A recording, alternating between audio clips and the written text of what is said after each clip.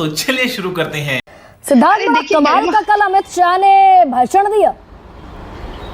नया कुर्ता सिलवा कर बैठे रणदीप सुरजेवाला। शैलजा नाराज होकर उत्तराखंड चली गई। हमारे यहाँ कोई लड़ाई नहीं है। हमारे यहाँ तो खट्टर साहब ने कहा मैं निकल जाता हूं और युवा चेहरे को हमने मुख्यमंत्री बना दिया, कोई लड़ाई नहीं।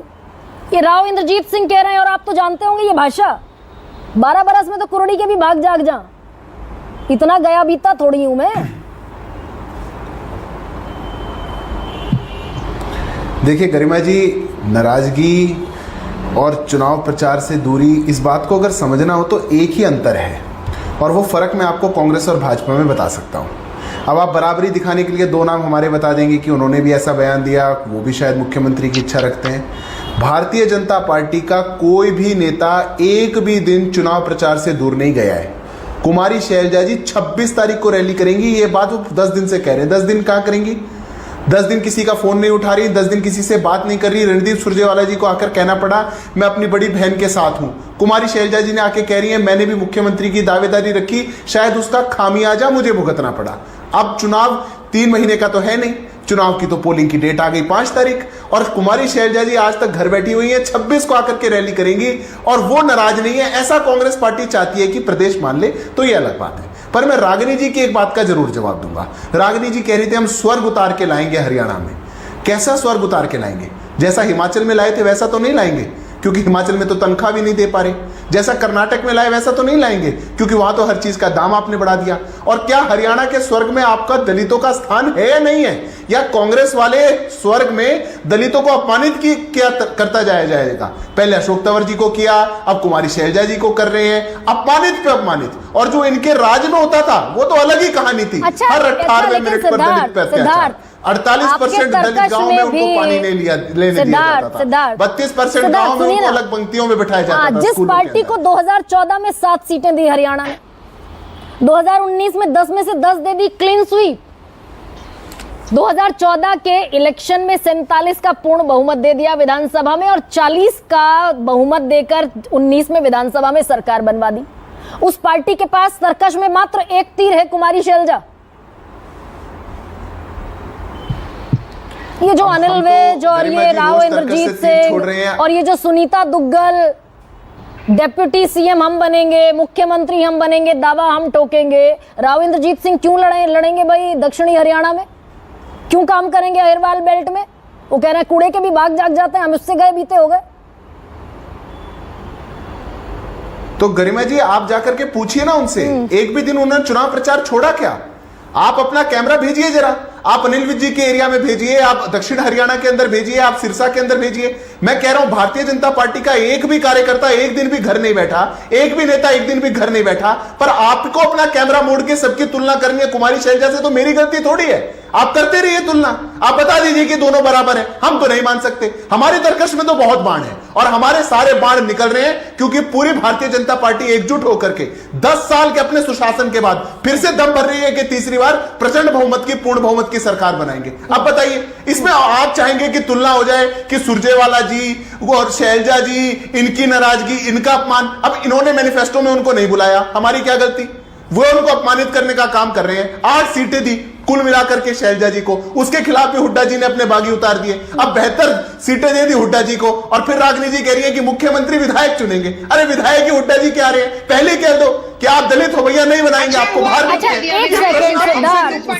मैंने तो आपत्ति नहीं करी कि आप इतना लंबा एक्सक्लूसिव इंटरव्यू ले रहे हैं। सिद्धार्थ, जमीन उतनी मजबूत जितनी आप दिखाना चाहते हैं, ये एक शैलो पिक्चर है क्या? Shallow picture.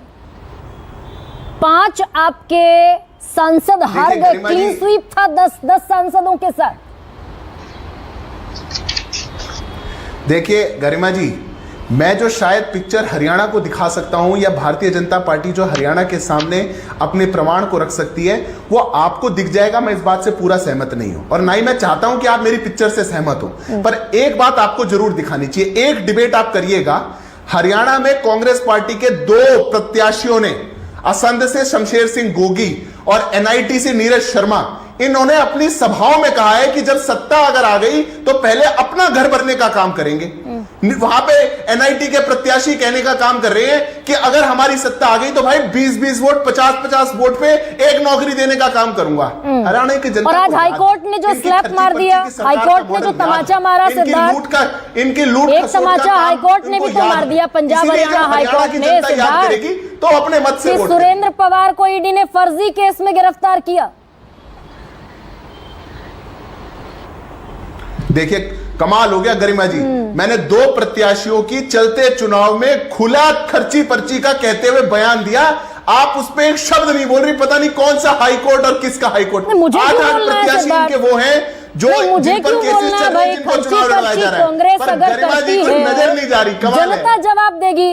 लेकिन उतना ही बड़ा भ्रष्टाचार बीजेपी के भीतर भी हुआ क्या भाई? सुरेंद्र पवार विधायकी के प्रत्याशी हैं, ऑलरेडी सिटिंग एमएलए हैं, उनको पंजाब हरियाणा हाईकोर्ट ने जो टिप्पणी दी वो छोटी टिप्पणी है क्या? ईडी ने फर्जी केस में गिरफ्तार कर लिया।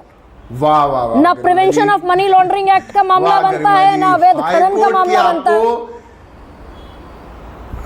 आपको हाईकोर्ट की टिप्पणी बड़ी लग रही है, पर इनके प्रत्याशी का 850 करोड़ के गबन का केस बड़ा नहीं लग रहा। आपको 25,000 एकड़ का सीएलयू हुआ हुड्डा के शासन में, 10 साल में सीएलयू गैंग के नाम से हरियाणा में इनकी सरकार फेमस हो गई, वो बड़ा नहीं लग रहा। तो खर्ची पर्ची के मॉडल पे लाखों करोड़ रुपए लोगों से खसूट लिए गए, आपको वो दिख ही नहीं रहा। निकल गई हाथ से सिद्धार्थ, 5 सीटें निकल गई ना हाथ से।